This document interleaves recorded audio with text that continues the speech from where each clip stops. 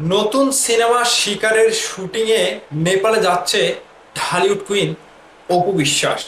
নায়ক কোথায়? আদৌ কি অপু বিশ্বাস শুটিংয়ে যাচ্ছে, নাকি কেয়া পাইলের মতো টিং টিং টিং টিং করতে যাচ্ছে? নিউজ পত্র পত্রিকায় যে নিউজগুলো দেখছি, দীর্ঘদিন বন্ধ থাকার পরে অপু বিশ্বাস আবারও শিকার নামে সেই সিনেমার শুটিংয়ে নেপালে যাচ্ছে। তো এই সিনেমাটা কি আদৌ চলবে? অপু বিশ্বাসকে দিয়ে এই সিনেমাটি কি আসলে চলবে? আর এই ছবির নায়ককে, নায়কের কোনো নামগন্ধও নাই, শুধু অপু বিশ্বাসের সিনেমা, অপু বিশ্বাসী নায়ক, অপু বিশ্বাসী নায়িকা। এটা কি নারী কেন্দ্রিক সিনেমা? যদি নারী কেন্দ্রিক সিনেমার কথাই বলেন, তাহলে বুবলির প্রেসার কুকার সিনেমা বুবলি দেখিয়ে দিয়েছে। আর বুবলির ধারের কাছেও অপু বিশ্বাস যেতে পারবে না। তো এখন এই যে দীর্ঘদিন বন্ধ থাকার পরে হঠাৎ হঠাৎ অপু বিশ্বাসের কিছু ভূতের মতো আপডেট চলে আসে।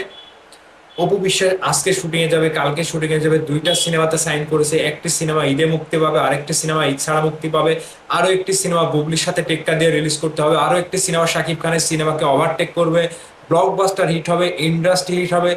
অপু বিশ্বাস জাদু জানে নাকি? অপু বিশ্বাস কি তান্ত্রিক? বলেন। চিত্রনায়ক জয় চৌধুরীর সাথে অপু বিশ্বাসের একটা সিনেমা দেখেছিলেন, কাদার মধ্যে গড়াগড়ি, গমের ভুঁয়ে ঘষাঘষি, নদীর ধারে কুলাকুলি, দেখেছিলেন? সেই সিনেমার ভবিষ্যৎ কি হয়েছিল? এখন আমাদের ইন্ডাস্ট্রির পরিচালক প্রযোজকের কি টাকা মানে গায়ে চুলকায়, গায়ে কামড়ায় যে এই সকল এরকম ভাবে নায়িকাদেরকে নিয়ে ছবি করতে হবে? আপনারা দেখতে পাচ্ছেন না, যারা শাকিব খানের কাছে চলেই না, শাকিব খানের নায়িকার কাতারেই পড়তে চায় না, সেটা অপু বিশ্বাসও হতে পারে, বুবলিও হতে পারে। মানে সমসাময়িক সময়ে বুবলিকে যদিও শাকিব খানের সাথে নায়িকা হিসেবে ম্যানেজ করা যাবে যে কোনো ভাবে, মেজে ঘুষে সবকিছু করে বুবলিকে ম্যানেজ করা যাবে, কিন্তু অপু বিশ্বাসকে যদি শাকিব খানের পাশে দাঁড়িয়ে দেওয়া যায়, তাহলে শাকিব খানের দাদির বয়সী অপু বিশ্বাস বর্তমানে, এরকম একটা অবস্থা অপু বিশ্বাসের। তো সেই নায়িকাকে নিয়ে যখন পরিচালক কিংবা প্রযোজক ইনভেস্ট করতে, সিনেমা বানাতে চায়, তখন সেই শিকারটা কে করবে? অপু বিশ্বাস নিজে স্বীকার করবে, নাকি অপু বিশ্বাসকে এসেই কেউ স্বীকার করবে? বলেন তো ভাই। তো দুঃখ হয় আমাদের ইন্ডাস্ট্রির কিছু মানুষের জন্য। এখন এই এই টাকাগুলা অপু বিশ্বাসের পেছনে ঢালবে, ইনভেস্ট করবে, এই সিনেমা রিলিজ হওয়ার পরে কেউ দেখবে না, কুকুরেও দেখবে না সিনেমা হলে গিয়ে। তাইলে হইলো? এখন নষ্ট হচ্ছে কার? পরিচালক প্রযোজকের, আর বদনাম হচ্ছে ইন্ডাস্ট্রির দর্শকের, যে দর্শক সিনেমা দেখেন। ভাই, দর্শকের রুচিই তো নাই সিনেমা দেখার।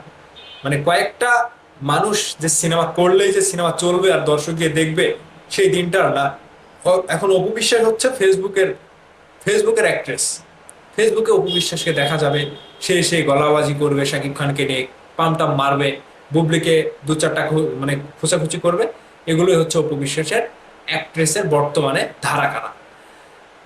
তো এরা আসলে কমার্শিয়াল সিনেমা বলেন কিংবা মেন স্ট্রিম সিনেমার নায়িকার কথা বলেন কিংবা চরিত্রের কথা বলেন কিংবা অ্যাক্টিং এর কথা বলেন, যায় না। যে নায়িকা সাকিবের অচল, শাকিব খানের কাছে অচল, সেই নায়িকা ইন্ডাস্ট্রিতে অন্য কোনো নায়কের সাথে চলবে, এটা স্বপ্নেও ভাইবেন না। তার সিনেমাতে চলবে, স্বপ্নেও ভাইবেন না। ঠিক আছে?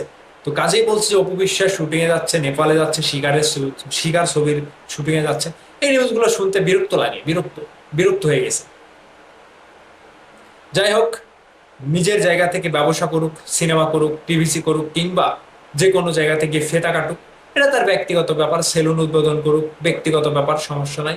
কিন্তু সিনেমার নাম করে নিজেদেরকে এভাবে হাইলাইট করা, কিংবা সেই সিনেমাগুলো দর্শক রুচি সম্পূর্ণ পায় না, দর্শকের দেখতে ইচ্ছা করে না, গা ঘেন ঘেন করে, এই রকম সিনেমা বানিয়ে অযথা সিনেমা ইন্ডাস্ট্রির বদনাম করার দরকার নাই। প্রযোজক পরিচালকরা যদি এগুলো সঠিকভাবে বুঝতে পারেন, তাহলে পরবর্তীতে আর কেউ করেন না। ঠিক আছে? তো অপু বিশ্বাসের নতুন সিনেমা শিকারের শুটিং এ যাচ্ছেন নেপালে, তার জন্য শুভকামনা রইল, শুভেচ্ছা রইল, দর্শকের পক্ষ থেকে ভালোবাসা রইল।